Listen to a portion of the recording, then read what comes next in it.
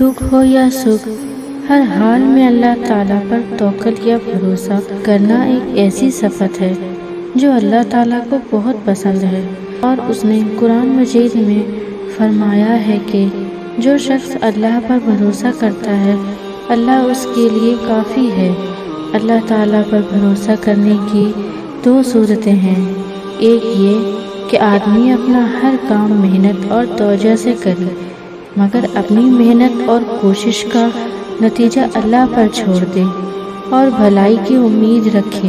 دوسری صورت یہ ہے کہ نیکی کا کام کرتے ہوئے اللہ کے سوا کسی سے نہ ڈرے، بڑی سے بڑی مصیبت بھی اللہ پر بھروسہ رکھے اور یہ یقین رکھتے ہوئے کہ اللہ ہی اس کی حفاظت کرنے والا ہے، ہر مصیبت کا ہمت سے مقابلہ کرے۔ جب ہمارے رسول پاک صلی اللہ علیہ وسلم نے لوگوں کو اللہ کی طرف بلانا شروع کیا اور ان کو بتوں کی پوجا کرنے اور برے کام کرنے سے منع کیا تو مکے کے وہی لوگ جو آپ کی تعریفیں کرتے نہیں تھکتے تھے آپ کے دشمن بن گئے اور آپ کو طرح طرح سے ستانے میں کوئی کسر نہ رکھی، لیکن آپ صلی اللہ علیہ وسلم نے ہمیشہ اللہ تعالیٰ پر بھروسہ رکھا، ہر قسم کی مصیبتیں اور تکلیفیں بڑے حوصلے سے برداشت کی اور کسی خوف یا گھبراہٹ کو دل میں لائے بغیر لوگوں کو اللہ کی طرف بلاتے رہے۔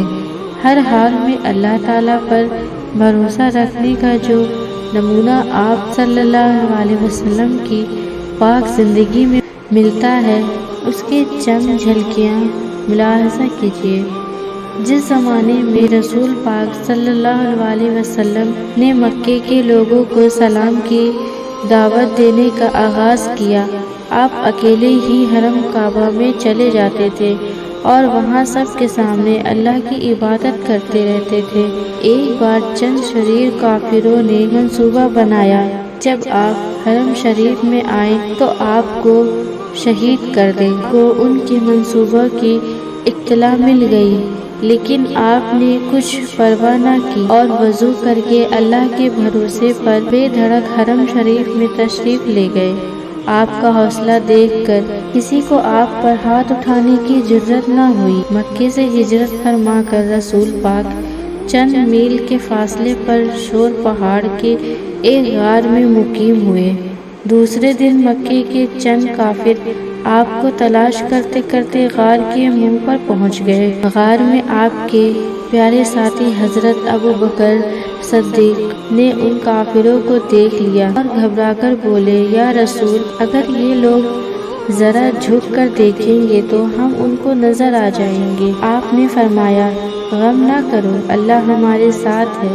اور پھر واقعی اللہ نے آپ کی مدد فرمائی اور کافر آپ کو دیکھ ہی نہیں سکے۔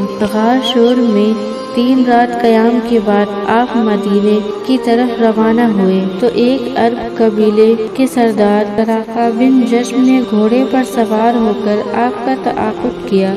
حضرت ابوبکر صدیق پیچھے مڑ مڑ کر دیکھتے جاتے تھے۔ سراقہ کے قریب پہنچنے پر انہوں نے رسول پاک سے کہا، یا رسول اللہ، ہمارا پیچھا کرنے والا ہمارے بہت قریب آ گیا ہے۔ آپ نے اطمینان سے جواب دیا، کچھ فکر نہ کرو، اللہ ہماری حفاظت کرنے والا ہے۔ اور پھر واقعی اللہ نے آپ کی حفاظت کی اور سراقہ کو ناکام واپس جانا پڑا۔ ہجرت کے بعد مہینے میں آپ کے گھر کے باہر صحابہ پہرا دیا کرتے تھے تاکہ کوئی دشمن آپ کو نقصان نہ پہنچائے۔ ایک رات آپ نے اپنا سر مبارک باہر نکال کر صحابہ کو پہرا دیتے ہوئے دیکھا تو فرمایا، لوگوں واپس جاؤ، میری حفاظت اللہ کرے گا۔ ایک رات مدینے کے ایک حصے میں بڑا شور اٹھا۔ شہر کے لوگوں نے سمجھا کہ کسی دشمن نے حملہ کر دیا ہے، وہ تو فوراً تیار ہو کر اس طرف دوڑے جدھر شور ہو رہا تھا۔ تھوڑے ہی دور گئے تھے کہ انہیں رسول پاک گھوڑے پر سوار شہر واپس آتے ہوئے ملے۔ آپ لوگوں کے تیار ہونے سے پہلے ہی اللہ کے بھروسے پر اکیلے شور والی جگہ تشریف لے گئے۔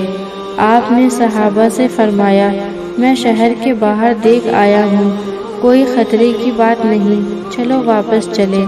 ایک بار ایک مہم سے واپس آتے ہوئے رسول پاک اور آپ کے ساتھیوں نے ایک جگہ پڑاؤ ڈالا اور سب لوگ ادھر ادھر درختوں کے نیچے سو گئے۔ رسول پاک بھی ایک درخت کے نیچے سو رہے کہ ایک کافر ننگی تلوار ہاتھ میں لیے آیا اور آپ کو جگا کر کہنے لگا، اب تم کو کون بچائے گا؟ آپ نے فرمایا، اللہ۔ اتنا سنتے ہی بدو پر کپکپی طاری ہو گئی اور تلوار اس کے ہاتھ سے گر پڑی۔ آپ نے وہی تلوار اٹھا کر اس سے پوچھا، اب تجھے کون بچائے گا؟ ڈر کے مارے اس کی زبان گم ہو گئی۔ آپ نے فرمایا، جاؤ، میں بدلہ نہیں لیا کرتا۔ ایک بار ایک صحابی نے رسول پاک سے گفتگو کرتے ہوئے کہہ دیا، جو اللہ چاہے اور آپ چاہیں۔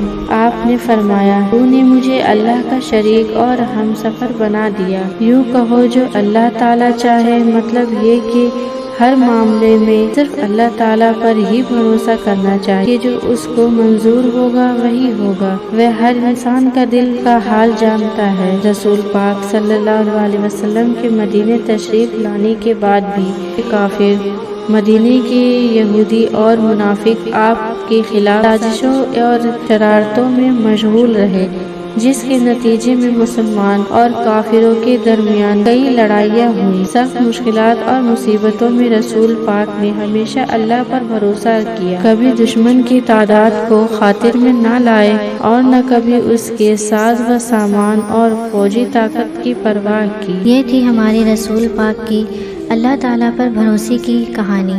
اگر آپ کو ہماری کہانی اچھی لگی ہو تو ویڈیو کو لائک، شیئر اور میرے چینل پہ نیو ہیں تو چینل بھی سبسکرائب کر لیجیے۔